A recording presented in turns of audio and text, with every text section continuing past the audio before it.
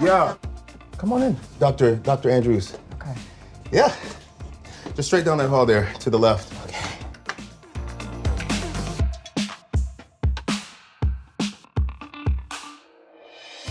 It was fun to be able to actually step into Bernie's apartment in this movie and to see what his life really was like. When I stepped onto Bernie's apartment, like a part of me cried a little bit because it was like, I never felt more seen. I never felt that whatever it was that I brought to Bernie as a character that everyone got. This could be dangerous. I'm no stranger to danger. I didn't mean to rhyme that time. Bernie's apartment really is the reflection of his chaotic mind. He's moved up in the world a little bit from his apartment in the last film, and so he's had the chance to decorate it, and it was this great opportunity to say, okay, if Bernie, this amateur journalist, gets to do his own space, what would it be like?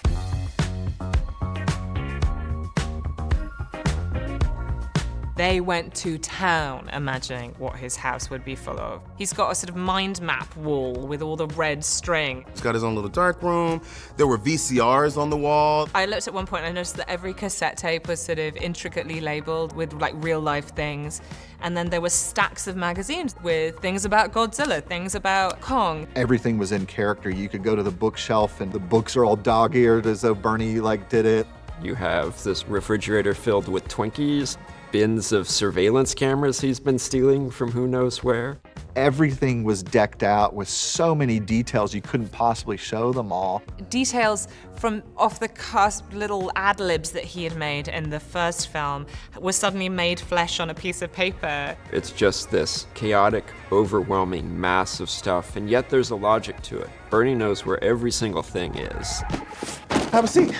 What can I help you with, you know? Mi casa e su home. I think it was the one place that nobody left in between takes. Like, we all just chilled in Bernie's apartment. I did spend 3 days in there, but I could have spent more days in there looking at that set. I felt like it was the way you could see into Bernie's brain and his heart, you know? To even see his desk where he does his podcast. Recording in progress! Go away! To see the pictures of his wife and his family, like, yes, he is alone, but at the same time, like, he has a home. And I think that that's like the umbrella of this whole movie. Can we ever go home? Where's home? Which is something that I personally, Brian, have been searching for a long time. And I've finally gotten to a place where I feel like I have home.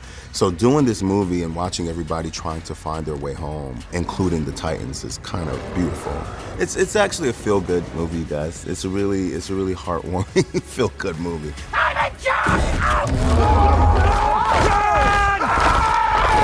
The minute he was there, he was right in my face, and then a tree out of nowhere. He was just eaten by a tree.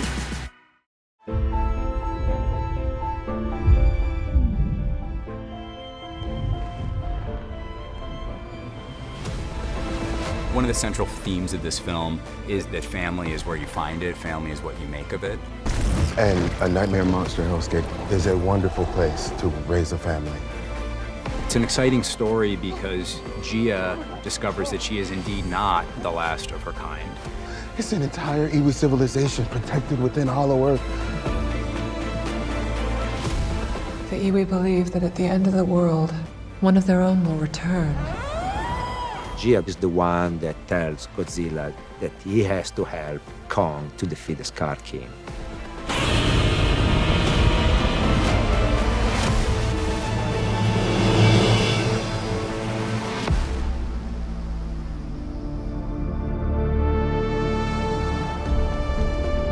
At the center of Godzilla x Kong is Gia, the young 𝐈𝐽 girl who we introduced in Godzilla vs. Kong.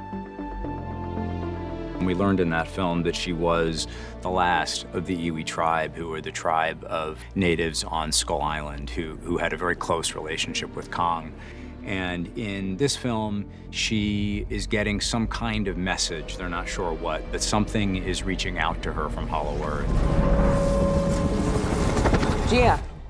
Gia and Kong, they're both going through this existential, lonely crisis of being the last of their kind, and this movie's really about them exploring the two different realities within a Hollow Earth that are both their stories together.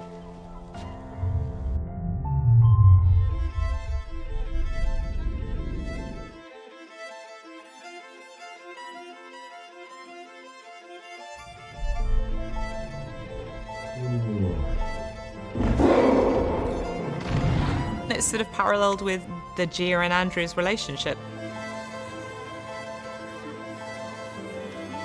This time they're sort of unpacking the fact that Gia is adopted and like what her heritage is, and it's the same with Kong as well.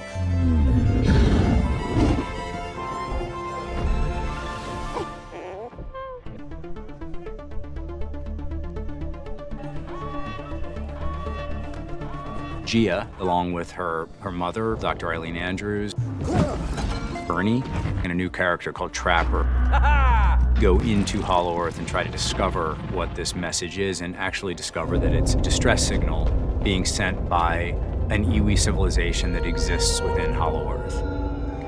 No, you can't take her. Hold on. Okay, we're not. Hey, don't put it. Wait, I don't know where she's taking her. Hey. The heart and soul of the Godzilla Kong saga has been Gia and Andrews' story. Okay. Andrews took Gia in as an orphan when the Iwis on Skull Island were all wiped out. Gia comes from this different culture that potentially doesn't exist anymore. We're gonna figure this out. It's definitely that moment when a child is flirting with her independence in a much more extreme way, and the mother is wondering about how much freedom they should give them versus how many boundaries they should give them. But of course, in this world, that's to do with monsters and saving the world, so it's a little bit different. Action. Kaylee's one of the most professional actors I've ever worked with. She was like this when she was 10 years old. She stepped on GVK as though she'd been making movies longer than any of us. She just knows this character inside and out. I don't think we could do these movies without Rebecca, because she can fluently speak with Kaylee and ASL, and they have a really great bond. It's just so wonderful to get to work with an actress when she was sort of like pre-teen, and then you come back and now she's a teenager and she's that much more mature and she's that much more sophisticated. It's been fun. It's been fun to see her grow up.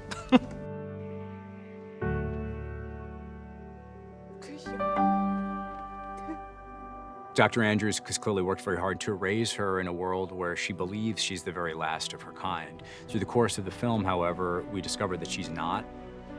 There is a thriving, incredible iwi civilization within Hollow Earth, and that poses a real challenge for Dr. Andrews because she loves her daughter and wants to continue raising her, but also sees how happy she is now that she's found the rest of her tribe. You have Gia, orphaned, finding her people over the course of the movie, finding her place in the world. And similarly, you have Kong taking his journey to find his place in the world. And when Gia finally has awakened from Mothra, she is really taking an active role in the story and transitioning from somebody who could have been a hero to being that hero.